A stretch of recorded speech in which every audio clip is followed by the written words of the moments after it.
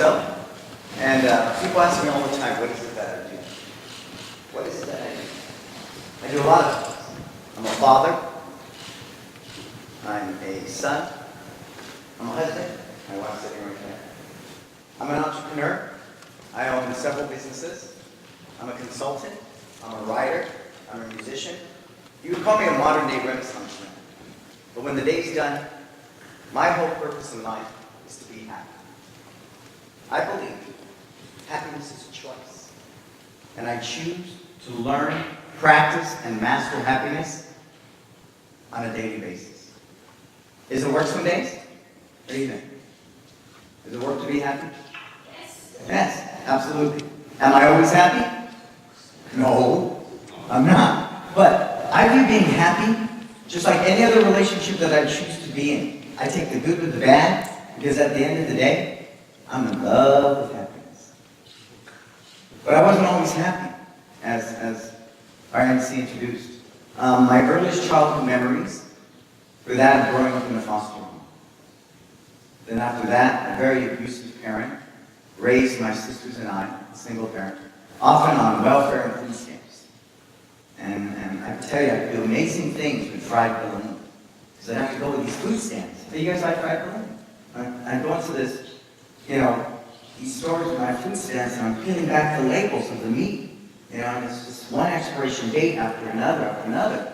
And pretty soon you realize that meat's like 1 month past the expiration date. So, forget it. Just get this pan, get the Vienna sausage, forget the bologna. I can do amazing things with Stan.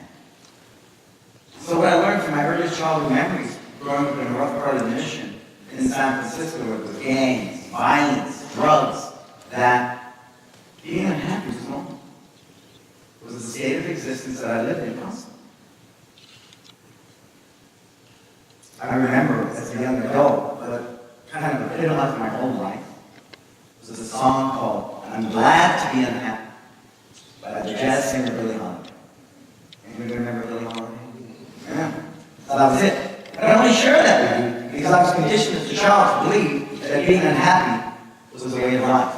It's about some 20 years ago. At that time I was living in the Philippines, and I was a pop singer with the #1 song entitled Without You. Of course the song was about how unhappy I was over a relationship gone bad. At the time, I was driving to go to a TV show to promote the album, and I'm sitting in some really, really crazy traffic. And like some wannabe spoiled rock star, I'm sitting in my car, ranting and raving, screaming at my driver, like he can do anything about it. But then something amazing happened. Something caught my attention, and I looked over to the side of the road, and I saw a boy, must have been about maybe 4 years old, and he was playing with a stick and a rock.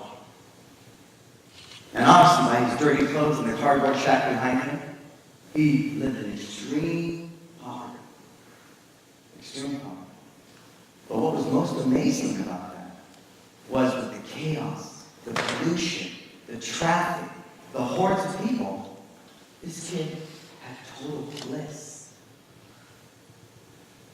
The life of Islam was this huge contradiction against what I thought was a pretty sad situation. The only thing that brought me out of reality was the shame I felt, the embarrassment I felt for my behavior. It felt like somebody kicked me really hard in the stomach. I sunk down in the backseat of my car, hoping nobody would see me. But what that was all about was this young boy taught me that happiness is not based upon external circumstances. Happiness is my choice, and mine alone.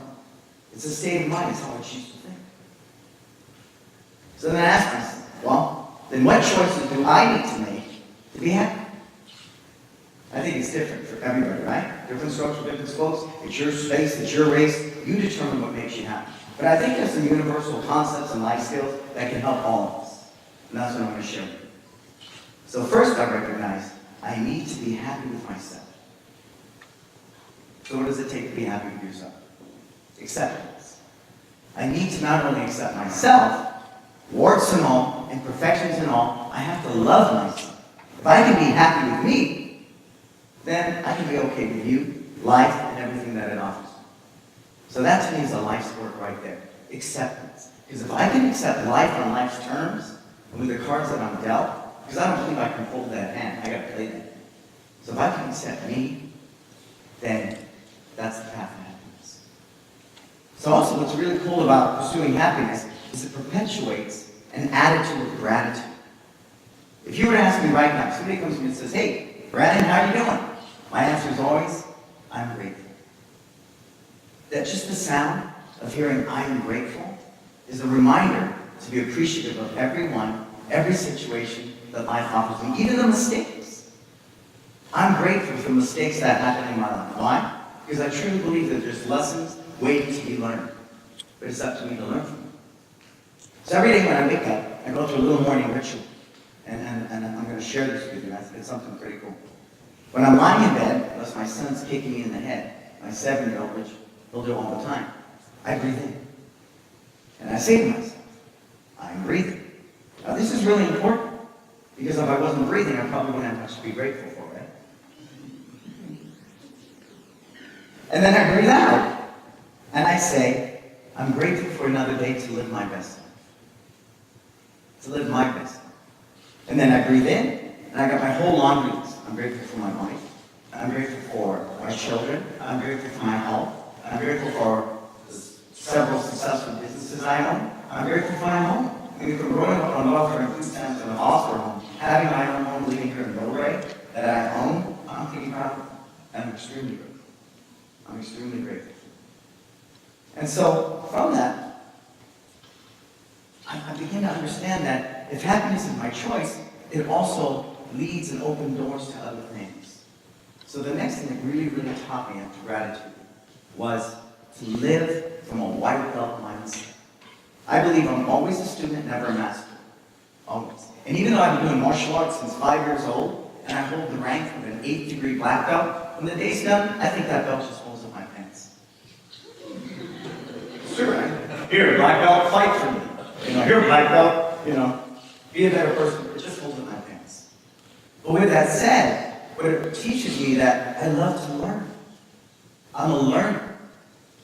And as long as I'm learning, I'm happy. Because I really believe somebody who's learning is much happier than someone who thinks they know everything. People who think they know everything are stagnant like water. If water is stagnant, what good is it? You can't drink it, you can't irrigate it, it's poison. So what I love about being a learner is I'm always fluid, like water. Water flows. And if I'm fluid, then that water can nourish, I can drink it, and do so many things. So I believe, if I'm learning, I am growing. And if I'm growing, I am living. And if I'm living, I'm a happy camper. I am. So with that, beyond the white belt mindset, the next thing that I learned is that happiness challenges me to live in the present moment. It's called the present because it's truly a gift. And if I do anything less than that, pardon the metaphor, I have 1 foot in yesterday, I have 1 foot tomorrow, and I'm peeing all over today. Can you see that vision? Hey, I'm going to tell you this, for the ladies, this is the truth. I didn't know you were supposed to pee standing up until I was 5 years old. Because I grew up with 3 sisters, so I was teaching. Then one day, I went to kindergarten. Seriously, I went to kindergarten, and I walked into the boys' bathroom, and I went, oh, this is a weird thing. As I went to wash my hands in it, I look at the kid next to me, and I go, hey, what's going on? So the present is really important to me, because yesterday is but a memory, and tomorrow doesn't exist. But if I can be right here, right now, I can embrace this moment for what it is. I can appreciate every day, every. And every study is proven, if I'm living in the past, I'm depressed. If I'm projecting in the future, I'm anxious. So I really want to be right here, right now. Because that allows me to serve you best. And that's what makes me happy.